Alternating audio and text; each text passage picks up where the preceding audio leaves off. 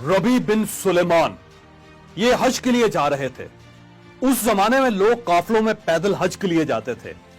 रबी बिन सुलेमान का काफला कूफा पहुंचा तो ये लोग जरूरियात का सामान खरीदने के लिए बाजार चले गए।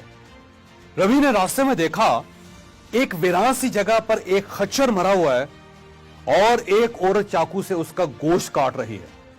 उन्होंने सोचा यह खातून शायद लोगों को मुर्दार गोश्त पकाकर खिलाती हो, लिहाजा वो टो लगाने के लिए चुपके उसके पीछे चल पड़े। वो औरत एक बड़े से मकान में पहुंची, दरवाजा खुलवाया और अंदर चली गई। घर में 4 लड़कियां नजर आईं। उनके चेहरों पर बदहाली और मुसीबत के आसार थे। औरत ने गोश्त का थैला लड़कियों के सामने रख दिया। रबी बिन सुलेमान का कहना था, मैं दर्जों से झांक रहा था, मैंने देखा अंदर से घर बर्बाद और खाली है।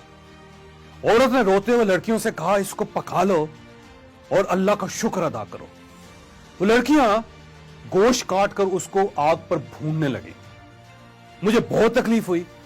मैंने बाहर से आवाज दी, है अल्लाह की बंदी, अल्लाह के वास्ते ये ना खाओ, ये हराम है। औरत कहने लगी, तुम कौन हो? मैंने कहा, मैं एक परदेसी हूं। उसने पूछा, तो तुम हमसे क्या चाहते हो? मैंने कहा, मजूसियों के एक फिरके के अलावा किसी मजहब में मुर्दार का गोश्त जायज नहीं होता, लिहाजा ये ना खाओ। वो कहने लगी, हम सैयद हैं। इन लड़कियों का बाप बड़ा शरीफ आदमी था, उसका इंतकाल हो गया।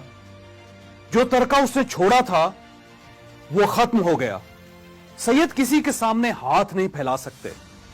हमें मालूम है मुर्दार खाना जायज नहीं होता, लेकिन यह जिंदगी बचाने के लिए जायज हो जाता है और हमारा 4 दिन से फाका है। रबी कहते हैं, उनके हालात सुनकर मैं बेचैन हो गया। मैं काफले में वापस आया और अपने साथियों से कहा कि मैं हज के लिए नहीं जा रहा। सबने समझाया, लेकिन मैंने किसी की नहीं सुनी। मैंने अपना सामान उठाया। मेरे पास 600 दिरहम थे, मैंने वो भी लिए। मैं बाजार गया, मैंने 100 दिरहम का आटा और खाने पीने का सामान खरीदा और बाकी दिरहम आटे में छुपाकर उस खातून के घर पहुंच गया और अपना सारा सामान और आटा उसके हवाले कर दिया। उसने शुक्र अदा किया और कहने लगी, अल्लाह तेरे अगले पिछले गुनाह माफ कर दे, तुझे हज का सवाब अता फरमा दे, अपनी जन्नत में जगह दे और ऐसा बदला अता फरमाए कि जिसे देखकर सुनकर लोग तुम पर रश करें। रबी कहते हैं, हज का काफला रवाना हो गया। मैं कूफा में रुक गया। मेरा ख्याल था कि जब हाजी वापस आएंगे तो मैं उनसे अपने लिए दुआ करवाऊंगा। हाजियों का पहला काफला वापस आया तो मैं उनसे मिला और उनसे दुआ की दरख्वास्त की। उनमें से एक ने कहा, कैसी दुआ? क्या हाजी भी किसी दूसरे हाजी को दुआ देते हैं? मैंने हैरत से कहा, भाई मैं तो वो बदनसीब हूं जो अल्लाह के दरवाजे पर हाजिरी नहीं दे सका। मैं कहां का हाजी? वो लोग कहने लगे, बड़े अफसोस की बात है, शायद आप झूठ बोल रहे हैं या शायद आपका दिमाग चल गया है। भाई मेरे, तुम तो हमारे साथ अरफात के मैदान में भी थे और तुम हमारे साथ तवाफ भी करते रहे। रबी का कहना था, मैं अपने दिल में सोचने लगा, ये क्या तमाशा, ये क्या मजाक है।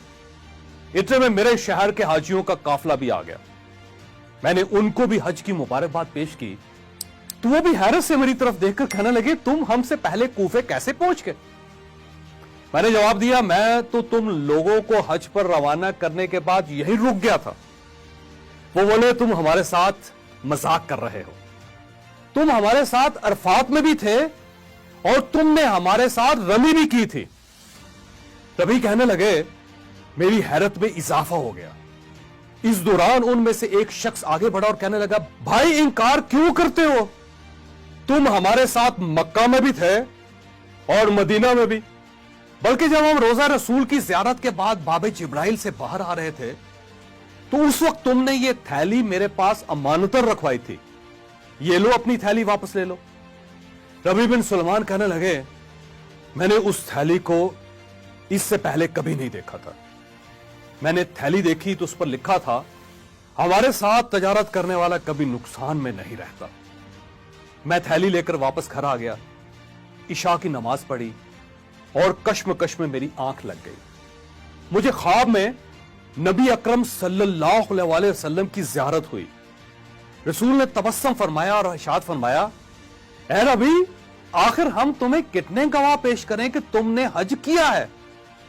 تو مانتا ہی نہیں.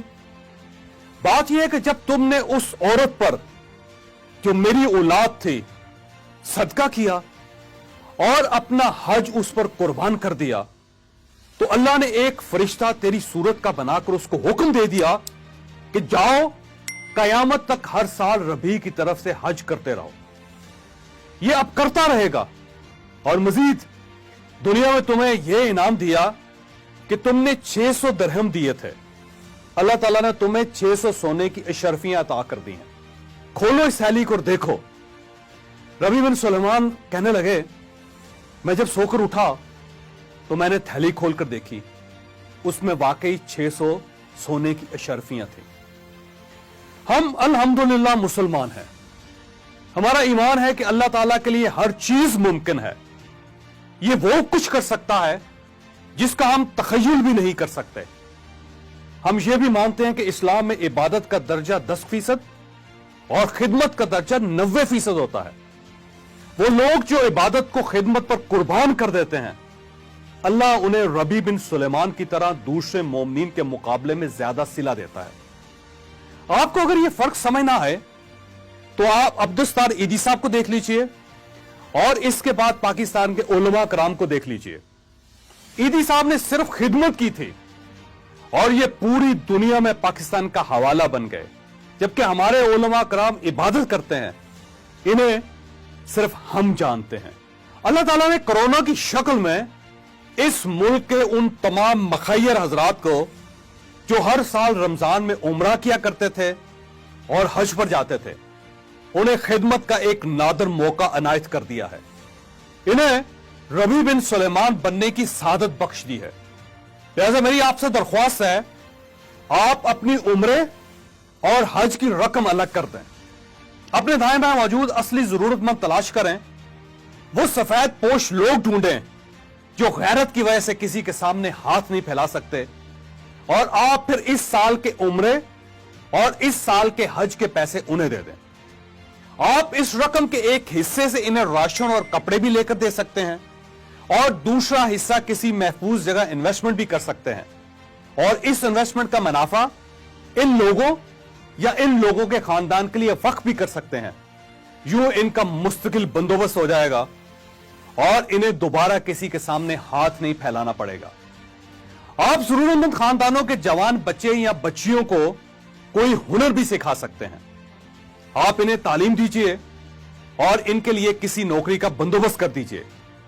آپ انہیں مستقل پاؤں پر کھڑا کر دیں گے. میں کیونکہ بزنس کوچ ہوں, میں لوگوں کو بزنس کی ٹریننگ دیتا ہوں. میں بزنس مین کو اپنے بزنس کو مزید بہتر بنانے اور چلانے کی ماڈرن ٹیکنیکس بھی سکھاتا ہوں. لہذا میں اس سلسلے میں آپ کی یہ مدد کر سکتا ہوں